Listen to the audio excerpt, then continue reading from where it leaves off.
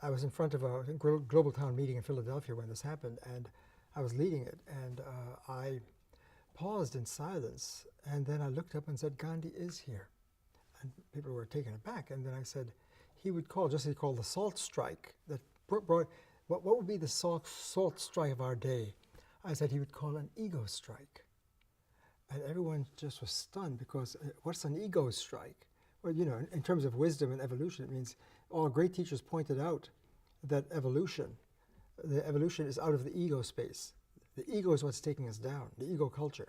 So I want to I would like to kind of share this, because she was ignited with this, and she's trying to communicate this to the group, and she needs me to be the voice of this background. Why should we, when we go to 11/111 in Washington, a one-day march, to call an ego strike for the nation?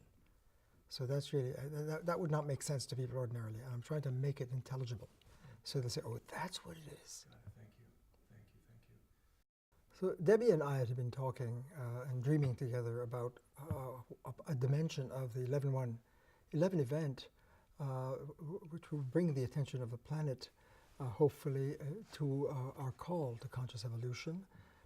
And I was conveying to her last year that perhaps a march on Washington might somehow be built around the idea of bringing to the awareness of the participants and the people of the planet that if we're going to be in our ego minds and continue to live in that space, and we don't listen to the wisdom of our great evolutionary elders who have been teaching us that ego-based consciousness and patterns of life is the primary source of our human dysfunction, and that the greatest shift and activism that we could possibly accomplish is to get right to the heart of the dominant form of consciousness in our culture making. And so to help the public become aware of what is the evolutionary shift and the call to conscious evolution. What does it involve? Well, a very important part, according to our evolutionary elders, is to become keenly aware and mindful of how we're using our minds. Because most of us don't get it, that we create our living realities and worlds with how we're using our minds. And if we're using an ego-based way of thinking, we're going to have an ego-scattered culture. Because ego, mind operating process, breaks and fragments, polarizes, and is ultimately the source of the dysfunction, of breakdown of human relations, and cultural wars, and battles across worlds, and breakdown at all levels of our culture. Within us, and between cultures and religions, is at the very source of our human crises on the planet. We don't get that, it seems. And I think the recent challenge to us is to make a direct link between the burning crises on the planet that we face and our call to conscious awakening. What is the link?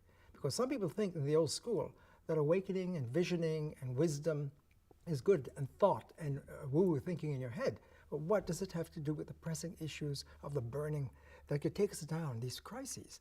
We need to make that link.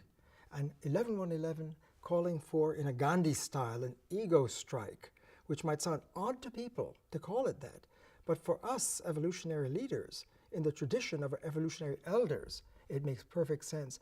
Help the people to become educationally aware that how we're using our minds is producing the crisis on our planet directly. And if we want to evolve to a higher form of culture and to bring evolutionary shift and awaken consciousness to a higher form of culture making and a higher ethos, then people must become aware of whether they're living in the ego-based consciousness and culture and forms of life, and that there's an alternative that has been taught by our great wisdom teachers.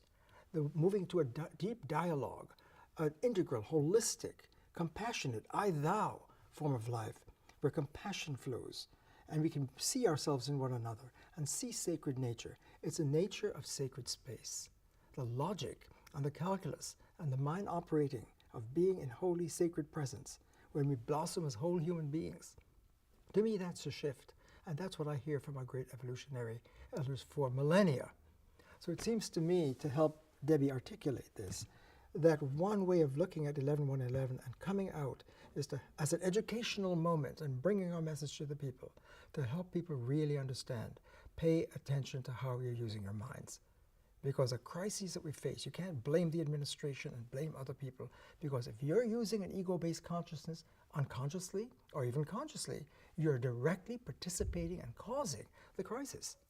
And Einstein and other wisdom teachers knew that to get to the source, you've got to lift it to a next level. And really, that's what I see as a great opportunity for us for 11.1.11.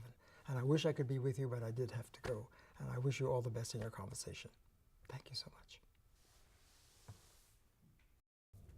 11.1.11 is an amazing opportunity for us on the planet, led by our Evolutionary Leaders initiative, for all of us to come together in celebration of a great shift on the planet.